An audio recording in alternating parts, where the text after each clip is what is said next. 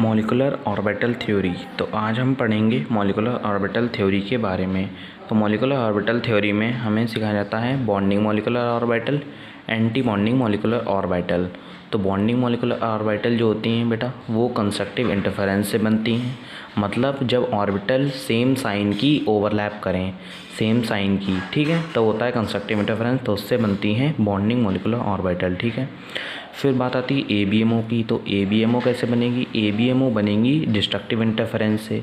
ABMO destructive interference का मतलब क्या होता है? डिस्ट्रक्टिव इंटरफेरेंस का मतलब ये है कि जब ऑर्बिटल अपोजिट साइन की, जैसे कि मान लो कि एक का साइन प्लस तो माइनस के साथ ओवरलैप करे तो डिस्ट्रक्टिव इंटरफेरेंस हो जाएगा। तो ये तुम्हारी जो है ABMO anti bonding molecular orbital बन जाएंगी, ठीक है। और इस बात का हमेशा ध्यान रखना कि बॉन्डिंग मॉलिक्यूलर ऑर्बिटल की हमेशा एनर्जी कम होगी लेकिन ज़्यादा स्टेबल होंगे, और ABMO की एनर्जी ज़्यादा होगी लेकिन लेस स्टेबल होंगे, ठीक है।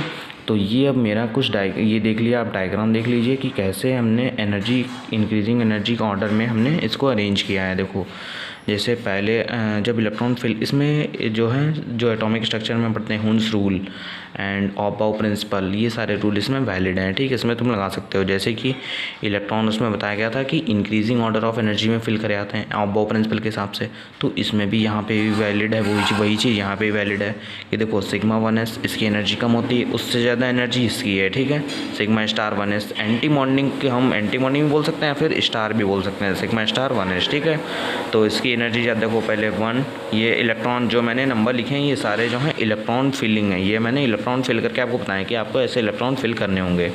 जैसे सिग्मा 1s में 1 और 2 पहले इलेक्ट्रॉन 2 भर दिए, इसमें फिर 3 एंड 4, फिर 5 एंड 6, जी ये सिग्मा 2s आ गई, ठीक है।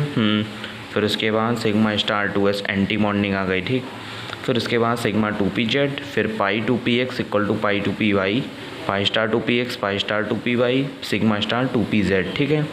तो अब देखो ये हमें तो इनमें तो मर लेंगे, लेकिन यहाँ पे इस बात का खास ध्यान रखना कि पाई 2px, पाई 2py और पाई स्टार 2px और पाई स्टार 2py में एक चीज़ का बहुत ध्यान रखना है आपको कि इसमें इलेक्ट्रॉन ये नहीं आपको करना है कि पहले यहाँ पे ही 2 इलेक्ट्रॉन भर दिए, वो वाली ऑर्बिटल तुमने खाली रखी, ये बिल्कुल गलत रूल हो जाएगा। क्योंकि हमने हुन्स रूल में पढ़ा था कि हर एक ऑर्बिटल पैरेलल स्पिन के साथ सिंगली फिल्ड होनी चाहिए, तभी दूसरी अगली बार पेयरिंग हो पाएगी। तो सबसे पहले एक एक इलेक्ट्रॉन में फिल करो, 1 2, जैसे 11, फिर 12, फिर 13, फिर 14, 15, 16, 17, 18 एंड 19, 20। तो ये आपने इलेक्ट्रॉन फिल कर लिए, ठीक है। ओके, अब बात आती है ऑर्डर। एक बार आप देख लें ऑर्डर सॉरी, तो ऑर्डर देखते हैं। देखो sigma 1s, sigma star 1s, sigma 2s, sigma star 2s, sigma 2pz, pi 2px equal to pi 2py, pi star 2px equal to pi star 2py, sigma star 2pz। तो इसी में आपको electron fill करने होंगे जैसे मैंने बताया। तो एक बार इस ऑर्डर को आप अच्छे से लर्न कर लें तो जो भी स्पीशीज़ आपको दी जाएंगी उनका आप इलेक्ट्रॉनिक कॉन्फ़िगरेशन बहुत अच्छे से कर पाएंगे। और इसमें जो है मेन क्वेश्चन यही आता है कि बॉन्ड ऑर्डर इंक्रीजिंग या डिक्रीजिंग ऑर्डर में लिखना है, तो आप बॉन्ड ऑर्डर बहुत अच्छे से कैलकुलेट कर पाएंगे। मैं आपको एक शॉर्ट ट्रिक भी बताऊँगा जिससे आप बॉन्ड ऑर्डर निकाल पाएंगे।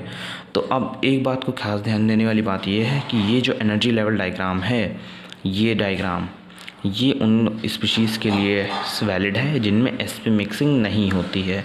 अब बात करते हैं sp मिक्सिंग होती किन में है। तो sp मिक्सिंग होती है आपकी, sp मिक्सिंग हम ये कह सकते हैं बोरॉन, कार्बन, नाइट्रोजन या फिर 14 इलेक्ट्रॉन से कम वाली स्पीशीज़ में जो होती है sp मिक्सिंग होती है, ठीक है। मैंने लिखा भी है साफ साफ नोट करके, आप भी इसको नोट कर सकते हैं। sp mixing take place in a molecule in which number of electron are less than और इक्वल टू 14, ठीक है।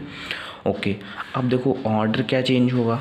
अब sp मिक्सिंग जिन जिन उसमें मॉलिक्यूल्स में होती है, जैसे बोरॉन, कार्बन, नाइट्रोजन, 14 इलेक्ट्रॉन से कम वालों में sp मिक्सिंग होगी।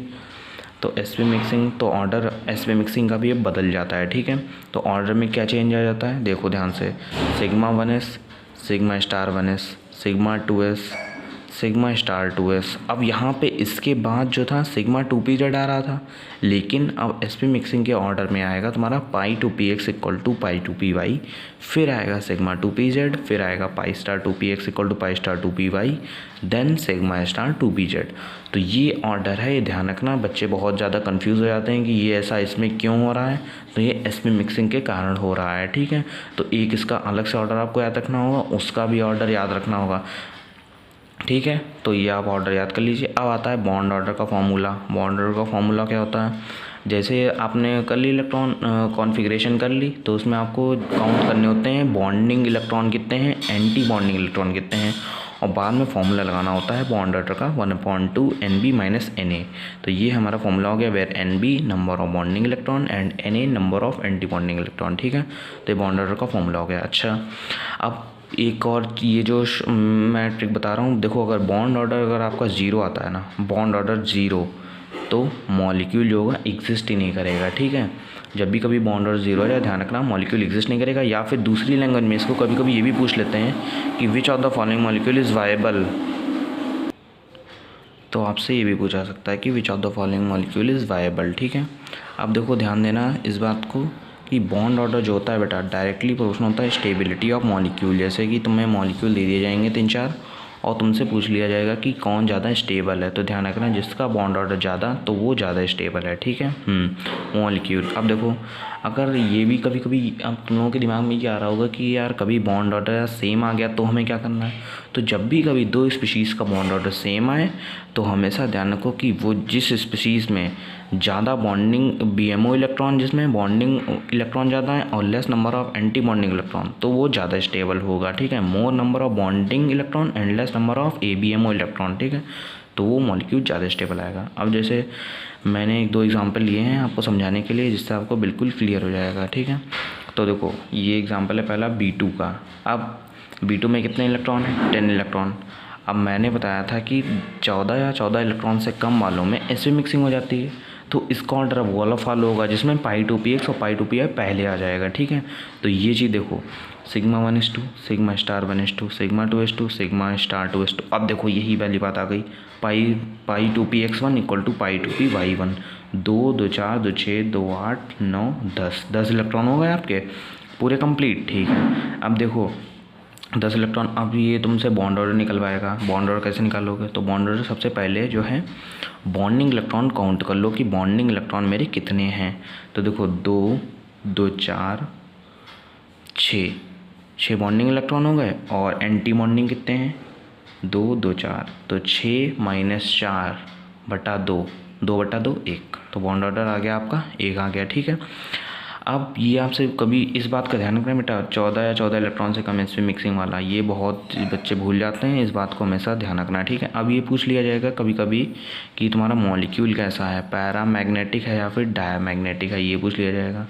तो सबसे इसकी ट्रिक बहुत ही अच्छी है कि देख लो कि ये जो लास्ट वाली ऑर्बिटल्स हैं इनकी आप मतलब इलेक्ट्रॉन फिल करके देख लो ऑर्बिटल्स में। ठीक है, अगर दोनों फुली फिल्ड हैं तो आपका डायमैग्नेटिक हो जाएगा, अगर हाफ फिल्ड हैं तो देखो जैसे कि ये एक इलेक्ट्रॉन है तो पेयरिंग तो है नहीं, तो पैरामैग्नेटिक हो गए। ठीक है, अगर यहीं पे दोनों की यहाँ पे भी एक इलेक्ट्रॉन होता है, एक इलेक्ट्रॉन यहाँ पे होता है, तो डायमैग्नेटिक मॉलिक्यूल हो जाता है, लेकिन ऐसा नहीं है तो ये पैरामैग्नेटिक मॉलिक्यूल है।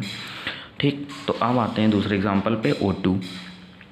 इसमें कितने इलेक्ट्रॉन है 16। ठीक है, तो 16 इलेक्ट्रॉन है, इसकी हमने कॉन्फ़िगरेशन कर दी σ1s2 σ*1s2 σ2s2 σ*2s2 σ2pz2 π2px2 π2py2 π*2px1 अब π*2py1। अब देखो इसमें 16 इलेक्ट्रॉन है तो इसमें sp मिक्सिंग वाला ऑर्डर फॉलो नहीं होगा, जो पहले हमने इनिशियल याद किया था वो ऑर्डर फॉलो हो जाएगा। ठीक है, तो अब आप काउंट करना तो सीख ही गए हैं, bonding electron anti bonding electron. ठीक, बॉन्ड ऑर्डर सीधे निकाल दो 1/2 NB - NA, तो बॉन्ड ऑर्डर इसका आ गया आपका 2 आ गया बॉन्ड ऑर्डर। ठीक है, बॉन्ड ऑर्डर इसका आ गया 2। अब कमेंट करना है कि पैरामैग्नेटिक है या फिर डायमैग्नेटिक है इसके, तो लास्ट ऑर्बिटल पे देख लो आप इलेक्ट्रॉनिक कॉन्फ़िगरेशन करके या फिर ऑर्बिटल्स में इलेक्ट्रॉन फिल करके, सॉरी, तो 1 आ गया, तो ये तो आपका हो गया पैरामैग्नेटिक। ठीक है, तो ये मॉलिक्यूल आपका पैरामैग्नेटिक हो गया। अब देखिए ये मैं आपको शॉर्टकट, ये आप वैसे इससे तो आप निकाल ही सकते हैं बॉन्ड ऑर्डर, लेकिन अगर आपको फटाफट निकालना है bond order within a second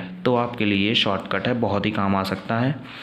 देखो जैसे आप अगर नंबर ऑफ़ इलेक्ट्रॉन आपके पास, नंबर ऑफ इलेक्ट्रॉन तो आपको पता ही है, जैसे B2 में 10 थे, O2 में 16 थे, या फिर F2 में कितने होंगे 18 हो जाएंगे, ऐसे आपको काउंट करने हैं। ठीक है, तो देखो अब अगर आपके पास 14 इलेक्ट्रॉन है, यहाँ से हमें जो है अपना मतलब मेज़र करते चलना है, यहाँ से ही हम बॉन्ड ऑर्डर का एक ट्रिक निकालेंगे। देखो 14 पे बॉन्ड ऑर्डर कितना आएगा, 14 इलेक्ट्रॉन हैं अगर, तो बॉन्ड ऑर्डर आएगा आपका 3। ठीक है, ठीक, अब अगर इधर जैसे 15 ही हुए 15 इलेक्ट्रॉन हुए, 16 इलेक्ट्रॉन हुए, 17 इलेक्ट्रॉन हुए, 18 इलेक्ट्रॉन हुए। इस टाइप से अगर इलेक्ट्रॉन हुए तो 0.5 माइनस करते चले जाओ। जैसे 3, उसके बाद 2.5, इधर 2, फिर 0.5 माइनस करते चले जाओ। 1.5, 1, 0.5, यहाँ पे लास्ट में एट लास्ट 0 आ गया, ठीक।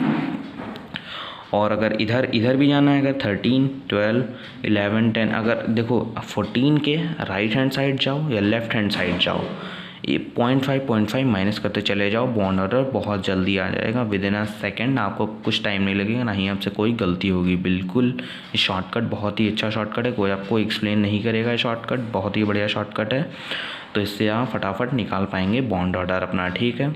और मैं एक चीज़ लिखना भूल गया, यहाँ पे जो एक मॉलिक्यूल होता है CO+, उसका बॉन्ड ऑर्डर होता है 3.5, तो इस बात को आप नोट कर सकते हैं, ठीक है।